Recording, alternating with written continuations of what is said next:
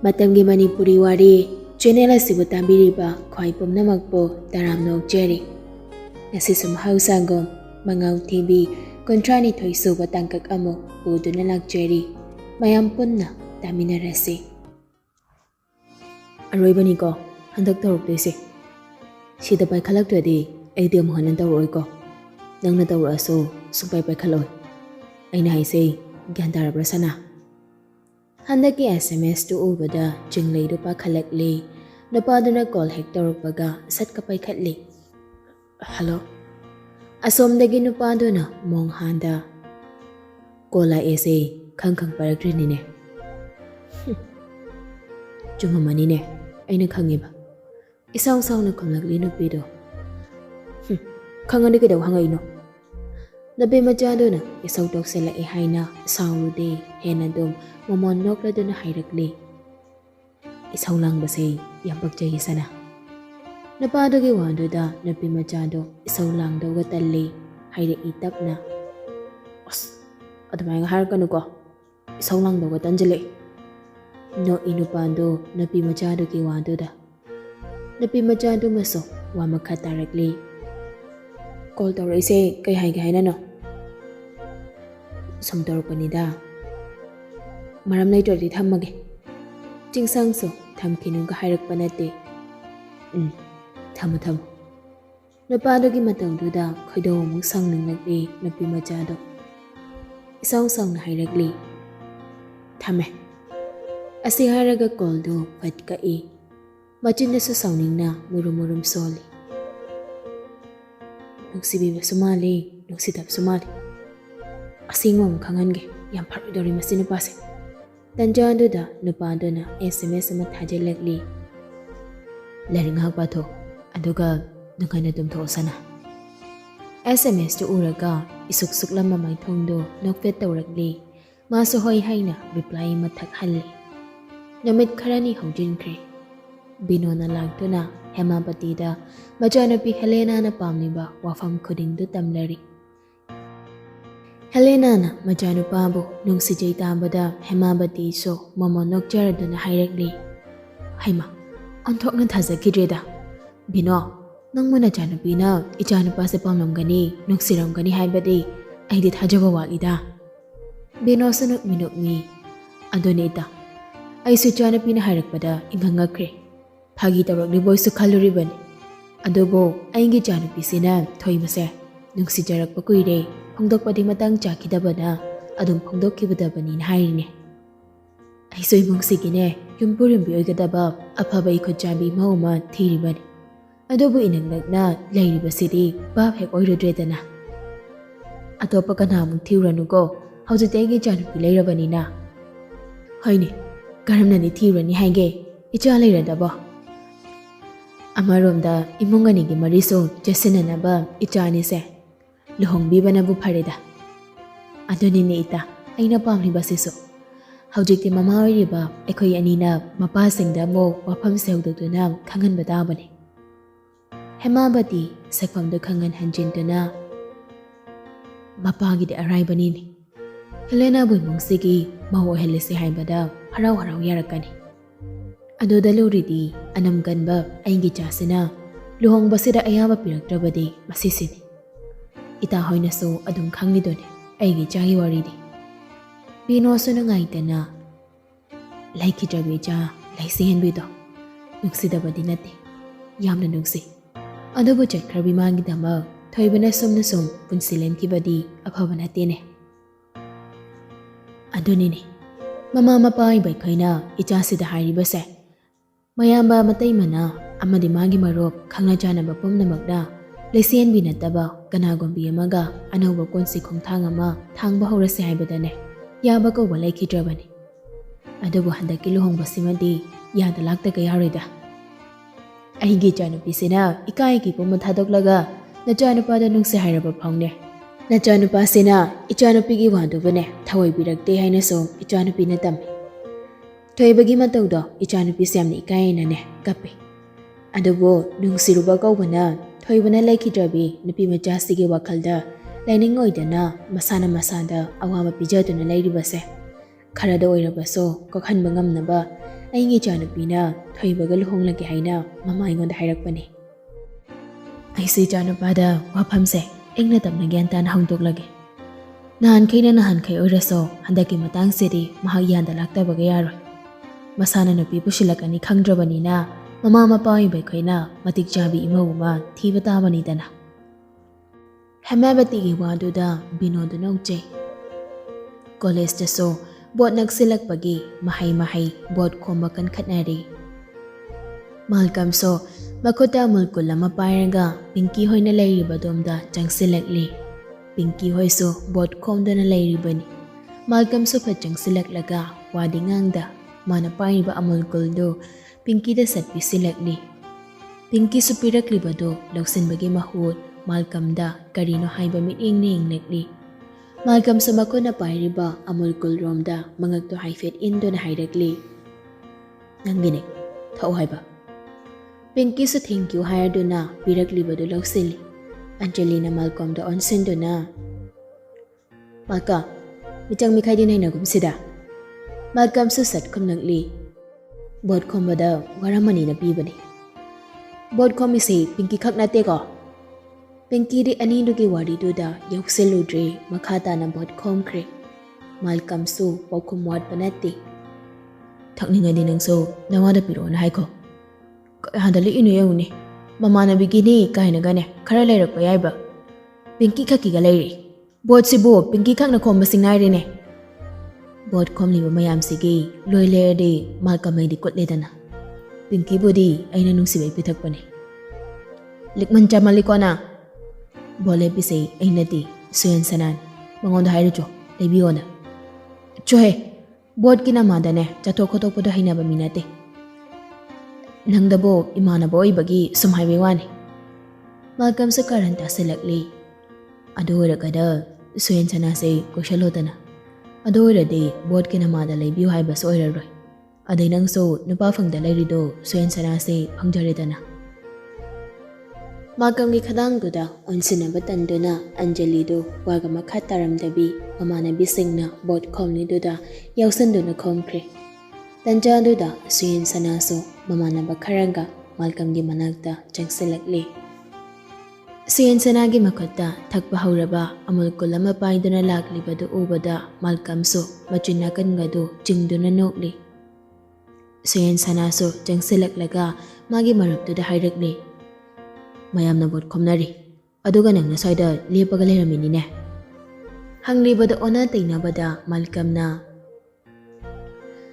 "ꯑꯟꯖꯂꯤꯁꯦ ꯑꯃꯨꯜ ꯀꯨꯜ ꯊꯛꯅꯤꯡꯉꯦꯅ ꯍꯥꯏꯔꯝꯕꯅꯤ, ꯅꯪꯅ ꯄꯥꯏꯔꯤꯗꯣ ꯑꯝ ꯄꯤꯈꯣ"꯫ ꯁꯨꯌꯦꯟ ꯁꯅꯥꯁꯨ ꯃꯈꯨꯠꯇ ꯄꯥꯏꯔꯤꯕ ꯑꯃꯨꯜ ꯀꯨꯜꯗꯨꯗ ꯌꯦꯡꯂꯗꯨꯅ ꯍꯥꯏꯔꯛꯂꯤ, "ꯁꯤꯗꯤ ꯑꯩꯅ ꯊꯛꯄ ꯍꯧꯔꯕꯅꯤ"꯫ "ꯑꯗꯨ ꯑꯣꯏꯔ ꯀꯩꯗꯧꯔꯒꯦ ꯄꯤꯕ, ꯑꯩꯈꯣꯏ ꯃꯔꯨꯞ ꯃꯁꯦꯟꯕ"꯫ "ꯑꯁ ꯅꯨꯡꯉꯥꯏꯇꯦꯍꯦ, ꯑꯍꯟꯕ ꯑꯃ ꯂꯩꯔꯨꯒꯦ"꯫ ꯑꯁꯤ ꯍꯥꯏꯗꯨꯅ ꯆꯠꯀꯦ ꯇꯧꯏ ꯃꯥꯜꯀꯝꯁꯨ ꯌꯥꯡꯅ ꯁꯨꯌꯦꯟ ꯁꯅꯥꯒꯤ ꯕ꯭ꯂꯦꯖꯔ ꯃꯆꯤꯗꯨꯗ ꯌꯥꯜꯂꯗꯨꯅ ꯍꯥꯏꯔꯛꯂꯤ, "ꯌꯥꯔꯦ ꯆꯠꯂꯨꯔꯅꯨ, ꯑꯗꯨꯗꯨꯝ ꯄꯤꯎꯔꯣꯀꯣ"꯫ ꯑꯁꯤ ꯍꯥꯏꯅ ꯃꯃꯥꯟꯅꯕꯁꯤꯒꯤ ꯃꯅꯥꯀꯣꯡ ꯃꯌꯥꯗ ꯆꯪꯁꯤꯟꯗꯨꯅ ꯃꯈꯥ ꯇꯥꯅ ꯆꯤꯔꯣꯜ ꯇꯧꯔꯛꯂꯤ, "ꯑꯟꯖꯂꯤꯅ ꯅꯪꯅ ꯊꯛꯄ ꯍꯧꯔꯕ ꯑꯃꯨꯜ ꯀꯨꯜꯗꯣ ꯂꯧꯍꯧꯔꯗꯤ ꯅꯪ ꯅꯨꯡꯁꯤꯔꯕꯅꯤ꯫ ꯃꯥꯅ ꯅꯪ ꯅꯨꯡꯁꯤꯔꯦ ꯄꯥꯝꯖꯔꯦꯗꯣ ꯈꯪꯂꯗꯤ ꯅꯨꯡꯁꯤꯊꯣꯛ ꯍꯥꯏꯖꯤꯟꯕ ꯌꯥꯏꯗꯅ꯫ ꯑꯗꯨꯒꯅꯦ, ꯃꯥꯜꯀꯝꯅ ꯄꯤꯌꯣꯅ ꯄꯤꯔꯤꯅꯤ ꯀꯥꯏ ꯍꯥꯏꯔꯗꯤ ꯂꯣꯏ ꯁꯣꯏꯔꯦꯍꯦ"꯫ ꯁꯨꯌꯦꯟ ꯁꯅꯥꯁꯨ ꯌꯥꯔꯛꯇ ꯉꯪꯗꯨꯅ, "ꯍꯩꯁ, ꯂꯥꯏꯕꯛ ꯌꯦꯡꯉꯨꯈꯤꯒꯦ ꯑꯗꯨꯗꯤ.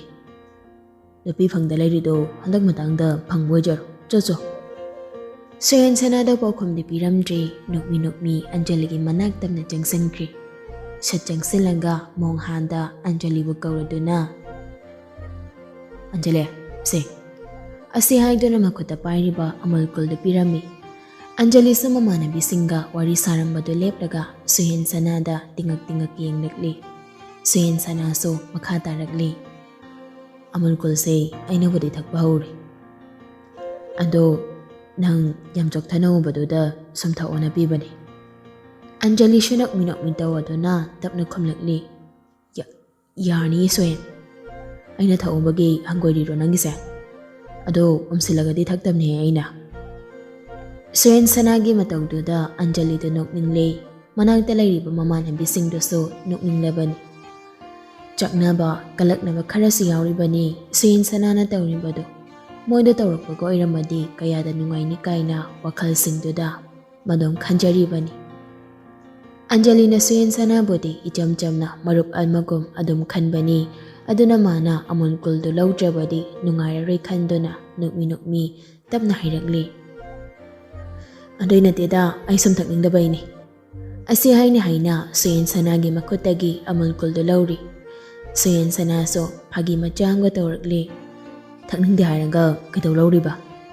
ꯅꯨꯄꯥꯗꯨꯒꯤ ꯋꯥꯗꯨꯗ ꯑꯟꯖꯂꯤꯁꯨ ꯈꯣꯟꯖꯦꯜ ꯈꯖꯤꯛ ꯊꯣꯛꯅ ꯅꯣꯛꯂꯛꯂꯤ꯫ ꯅꯣꯛꯅ ꯑꯁꯨꯝꯅꯁꯨ ꯍꯥꯏꯔꯛꯂꯤ꯫ ꯑꯁ, ꯑꯩꯅ ꯌꯥꯝ ꯂꯧꯖꯅꯤꯡꯕꯒ ꯇꯥꯍꯜꯂꯤꯅꯦ꯫ ꯐꯥꯒꯤ ꯇꯧꯅꯤꯗ꯫ ꯃꯆꯤꯟꯗ ꯑꯁꯨꯝꯅ ꯍꯥꯏꯈ꯭ꯔꯕꯁꯨ ꯃꯄꯨꯛꯇꯅ ꯑꯃ ꯈꯜꯂꯛꯂꯤ ꯁꯨꯌꯦꯟ ꯁꯅꯥꯗꯣ꯫ ꯑꯁꯦꯡꯕꯩ ꯑꯟꯖꯂꯤꯅ ꯑꯩ ꯅꯨꯡꯁꯤꯔꯤꯖꯥꯠꯂꯣ? ꯀꯣꯂꯦꯖ ꯍꯜꯂꯛꯂꯕ ꯃꯇꯨꯡ ꯆꯤꯡꯂꯩꯅ ꯆꯤꯡꯁꯥꯡꯗ ꯃꯦꯁꯦꯖ ꯑꯃ ꯊꯥꯔꯤ꯫ ꯀꯥꯏ ꯂꯩꯒꯦ ꯍꯅꯨꯕ? ꯍꯣꯇꯦꯜꯗ ꯂꯩꯔꯣ? ꯃꯤꯅꯤꯠ 5ꯃꯨꯛ ꯂꯩꯕꯒ ꯔꯤꯄ꯭ꯂꯥꯏ ꯍꯜꯂꯛꯂꯤ꯫ ꯂꯩꯇꯦ, ꯆꯤꯡꯃꯩꯔꯣꯡꯗ ꯊꯕꯛ ꯑꯃꯒꯤ ꯂꯩꯔꯤ꯫ ꯀꯩ ꯊꯕꯛꯅꯣ ꯍꯥꯏꯁꯦ? ꯅꯨꯄꯤ ꯃꯆꯥꯗꯨꯅ ꯍꯪꯂꯛꯂꯤꯕ ꯋꯥꯍꯪꯗꯨꯒꯤ ꯄꯥꯎꯈꯨꯝꯗꯣ ꯆꯤꯡꯁꯥꯡꯅ ꯀꯔꯤꯁꯨ ꯈꯟꯗ ꯑꯁꯦꯡꯕ ꯑꯆꯨꯝꯕꯗꯣ ꯑꯗꯨꯝ ꯍꯥꯏꯔꯛꯂꯤ꯫ ꯐ꯭ꯂꯥꯋꯔ ꯁꯣꯞ ꯑꯃ ꯅꯧꯅ ꯍꯥꯡꯒꯗꯕ, ꯑꯗꯨꯒꯤ ꯏꯟꯇꯤꯔꯤꯌꯔ ꯗꯤꯖꯥꯏꯟ ꯍꯥꯞꯄꯒꯤ ꯌꯦꯡꯁꯤꯟꯕ ꯂꯥꯛꯑꯝꯕꯅꯤ꯫ ꯁꯤꯒꯤ ꯋꯥꯐꯝꯁꯤꯗꯗꯤ ꯆꯤꯡꯂꯩꯁꯨ ꯍꯥꯟꯅ ꯈꯪꯗꯦ, ꯆꯤꯡꯁꯥꯡꯅꯁꯨ ꯍꯥꯏꯗꯦ, ꯑꯗꯨꯒ ꯆꯤꯡꯂꯩꯅꯁꯨ ꯅꯨꯄꯥꯁꯤꯒꯤ ꯊꯕꯛ ꯏꯪꯈꯥꯡꯒꯤ ꯃꯔꯝꯗ ꯋꯥꯍꯪ ꯅꯣꯡꯃꯇ ꯇꯧꯗꯦ꯫ ꯅꯨꯡꯇꯤꯒꯤ ꯐꯥꯒꯤ ꯖꯨꯒꯥꯏ ꯇꯧꯗꯨꯅ ꯋꯥꯔꯤ ꯋꯥꯇꯥꯏ ꯉꯥꯏꯍꯥꯛ ꯁꯥꯟꯅꯕ ꯈꯣꯠꯅꯕ ꯅꯠꯇꯅ꯫ ꯆꯤꯡꯂꯩꯁꯨ SMS ꯑꯃ ꯁꯠ ꯇꯥꯏꯞ ꯇꯧꯗꯨꯅ ꯊꯥꯖꯤꯜꯂꯤ꯫ ꯍꯜꯂꯛꯄꯗ ꯆꯪꯍꯟꯒꯦꯔꯥ? ꯀꯩꯒꯤ? ꯎꯅꯤꯡꯉꯛꯄ꯫ ꯅꯨꯄꯤ ꯃꯆꯥꯗꯨꯅ ꯑꯔꯣꯠꯄ ꯂꯩꯇ ꯑꯁꯦꯡ ꯍꯥꯏꯔꯛꯄꯗꯨꯗ ꯅꯨꯄꯥꯗꯨ ꯅꯣꯛꯂꯤ꯫ ꯏꯀꯣꯏ ꯀꯣꯏꯖꯗ ꯊꯃꯣꯏꯗ ꯂꯩꯕ ꯋꯥꯗꯣ ꯗꯣꯡ ꯗꯣꯡ ꯍꯥꯏꯕꯁꯤꯗꯅꯤ ꯅꯨꯄꯥꯁꯤꯅ ꯅꯨꯄꯤ ꯃꯆꯥꯁꯤꯕꯨ ꯅꯨꯡꯁꯤꯔꯤꯕꯁꯤꯁꯨ꯫ ꯑꯃꯅ ꯑꯃꯕꯨ ꯃꯆꯤꯟ ꯊꯣꯛꯅ ꯅꯨꯡꯁꯤ ꯍꯥꯏꯅꯗꯦ ꯍꯥꯏꯕ ꯈꯛꯅꯤ, ꯊꯃꯣꯏ ꯑꯅꯤꯗꯨꯗꯤ ꯅꯨꯡꯁꯤꯅꯈ꯭ꯔꯕꯅꯤ꯫ ꯅꯨꯄꯤ ꯃꯆꯥꯁꯤꯒꯤ ꯃꯆꯤꯟꯅ ꯅꯪ ꯎꯅꯤꯡꯉꯦ ꯍꯥꯏꯕꯗꯨ ꯑꯣꯏꯅ ꯇꯥꯅꯤꯡꯂꯛꯂꯤ ꯅꯨꯄꯥꯁꯤ, ꯑꯗꯨꯅ SMS ꯔꯤꯄ꯭ꯂꯥꯏ ꯍꯟꯕꯒꯤ ꯃꯍꯨꯠ ꯀꯣꯜ ꯑꯣꯏꯅ ꯇꯧꯁꯤꯜꯂꯤ꯫ ꯅꯨꯄꯤ ꯃꯆꯥꯗꯨꯅ ꯀꯣꯜꯗꯨ ꯍꯦꯛ ꯄꯥꯏꯈꯠꯂꯛꯄꯒ ꯅꯨꯄꯥꯗꯨꯅ ꯁꯠ ꯋꯥꯍꯪ ꯇꯧꯁꯤꯜꯂꯛꯂꯤ꯫ ꯀꯅꯥꯅꯣ ꯎꯅꯤꯡꯉꯩꯕ ꯁꯅꯥ? ꯑꯁꯣꯝꯗꯒꯤ ꯅꯨꯄꯤ ꯃꯆꯥꯗꯨꯃꯁꯨ ꯅꯣꯛꯃꯤ ꯍꯥꯏꯔꯛꯂꯤ꯫ ꯑꯁ, ꯍꯦꯜꯂꯣ ꯍꯥꯏꯐꯥꯎ ꯅꯪꯗꯦꯅꯦ꯫ ꯀꯣꯜ ꯑꯇꯧ ꯈꯨꯗꯤꯡꯒꯤ ꯍꯦꯜꯂꯣ ꯍꯥꯏꯕꯁꯦ ꯍꯥꯏꯗꯕ ꯌꯥꯗꯦꯅ ꯂꯩꯄꯣꯟꯇꯦꯗ꯫ ꯑꯉꯥꯎꯕꯁꯤꯗꯤ꯫ ꯑꯗꯣ ꯀꯅꯥꯅꯣ ꯎꯅꯤꯡꯉꯤꯁꯤꯕꯣ?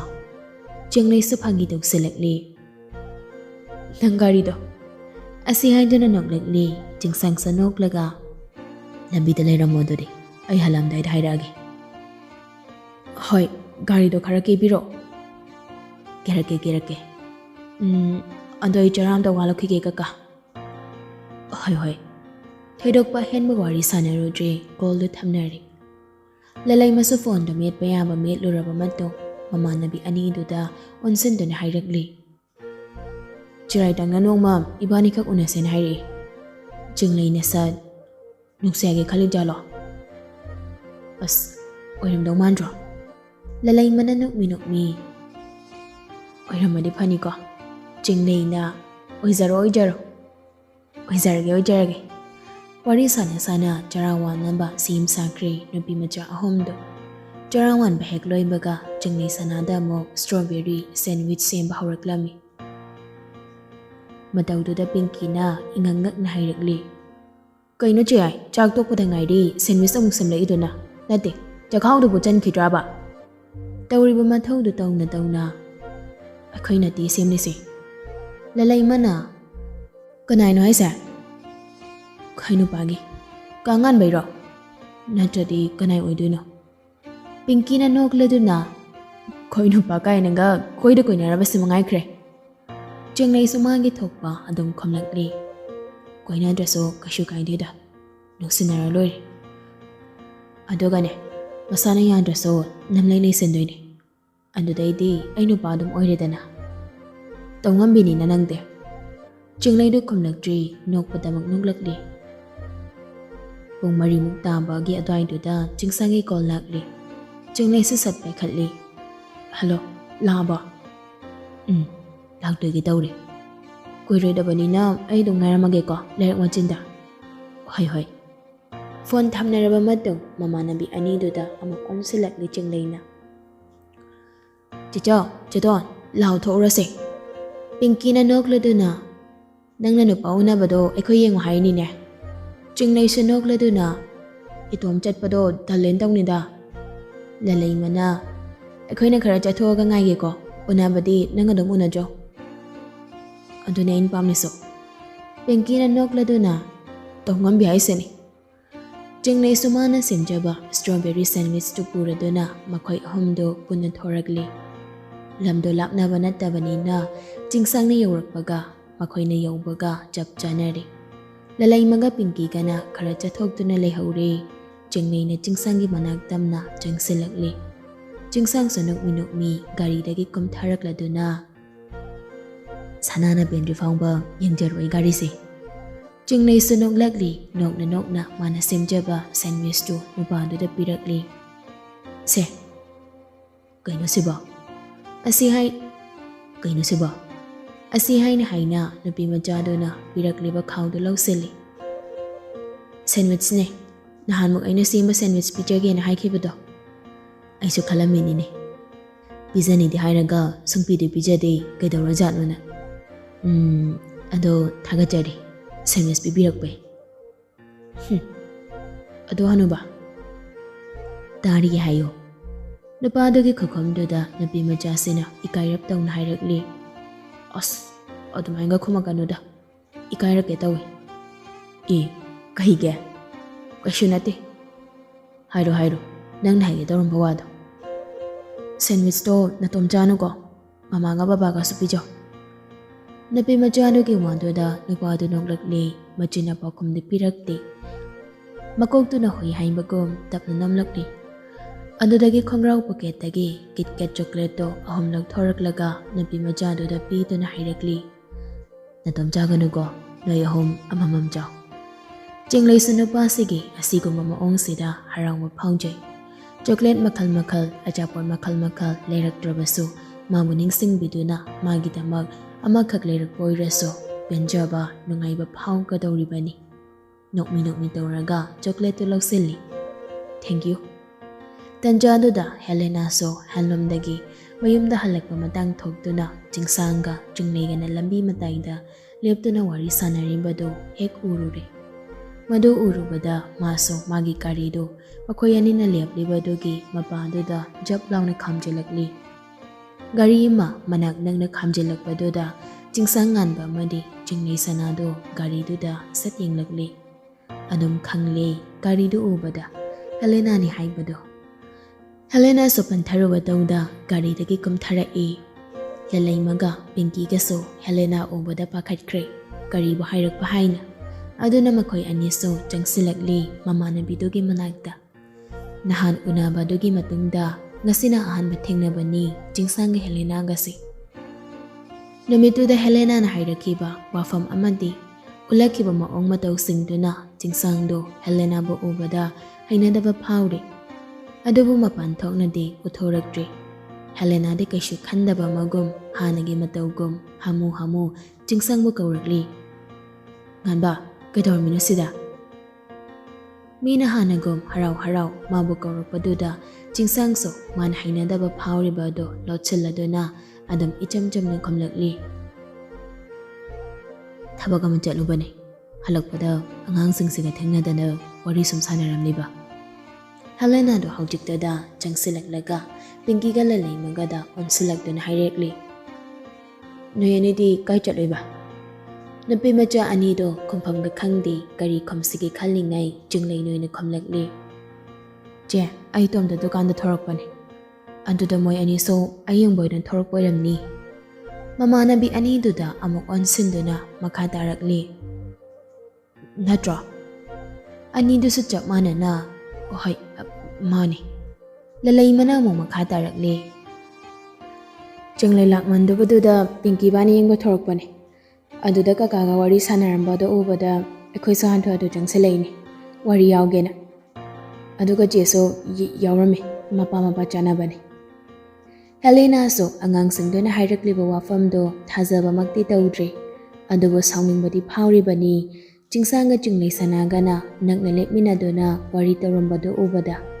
Khallibani wakhalda so Jingsang magi maphamda nupi macha sibu kaya maru oibano lambida gariga thawingi khamlaga wari tawamni basi haina nupi macha singduna haina singna pirakpa paukhomdu tamada Jingsang so nokningma phaurakli nokmi nupi macha singduda onsiladuna hairakli adodi kakang jatlukige ko nupi macha ahom daso hoi haina chapmana na khamlakli Jingsang do haina drasa haina dana Helena da mo onsilak laga ichamcham hairakli Helena ay mo haidokragi Helena do napasiga wari di sananing bani adobo maphamatam matang jandre khanna masu chamjilakli hoi adode khuisle horage Jingsang do gari da kakhatkre adobo chatringai jinglei sanada nokmi amtang ding lamni Wahawri bani nupano gi minogdo nupi mari magna jinglegi Helena gaso yamna nakna nalepani aduna wakhal phabi Helena do nupado na nokmi yenglambadoda mangondani haina thamoida harawbaga phaujari potni nupado na chatkhrabatung jingleina Helena da onsendon hairakli che dudi ekhoi se changlage Helena so nupi macha singdoda onsendon hairakli Aiga sankrasitana Yarni da che Kai gyabano mafam sa puliba siba lao gari da kakhana roko Asi haido na maso gari da kakhatkri nupi macha ahom duso maning da karak na phamkri Gari do thauba haurakpaga Helena sa wangang bahaurakli Matung manaw dukan thokpabu oiro amabu oiro Nakhoi hom punpuna chalo Haujik matam se miyam phadrabani Dalay mana Hoi je Helena do mabuk sepagi haunabi amuk tawrakli Aidi yamna bangakli ni Napi mataga thawaina kauna ngangna tawdaba nganbana nakhoiga yamnak na loina base ubada Haidi mase napi angangda kaya onsindabaneba Helena na hainingliba nunggi arthasi jinglei sanana bab tari Nupa sira moina jagat haujinba oiramgani Nupa sina di haura amoy sini Helena ge sigomba wangang sida jinglei sumina henjin bayandabi oibana sauningba phaude Anakpa mafam oibana yumyobana hali Helena na nokmi Noihomna get hangdopi batari ngasidi Pinky na nokladuna hoije Mathang kumthakri nupi macha singdo Helena na jinglei bo khangkaw kawrakli Jinglei sana nangdi jiga warimda sana kisiko Kaiso khanda khumlakli hoije Pinky na getu hangdorakli Helena sa gari do thaujinkre jinglei so mamanabi ani duda onsendon hairakli Noyani jangamo aidi jena warimda sa kisina hai Lalai mana koi wari jana khangde da dudi ando se chocolate se pusinkro Lalai masu chocolate do lawselli Pinky na Gangan baga wari sanarambe ngangdoira Jinglei na ingangak na adoidi kaidaw ngangdoiba Maram jawa wana temado Kana khangne moirenta leiraga irang pharang tawnu kai ngangla ade Thawai saik sandana khomdorakli jinglei do Kaino akhoi bu kari ahenba irang tawrage mina yengbada mitnaba thabaka tawkhraba ba Leisabi pharakpai khara irang langba sedagane yengsila adi khana thokadawne aidi Lalai mana Nangi hangnabido tawnu ko jese sathiramdaw maleba Tanjandoda Helena samagi gari do garage da khamlamnaga thorakli Mado ubada lalai maga Pinky ga so jangkre Jinglei so Helena gi managda jangsilakli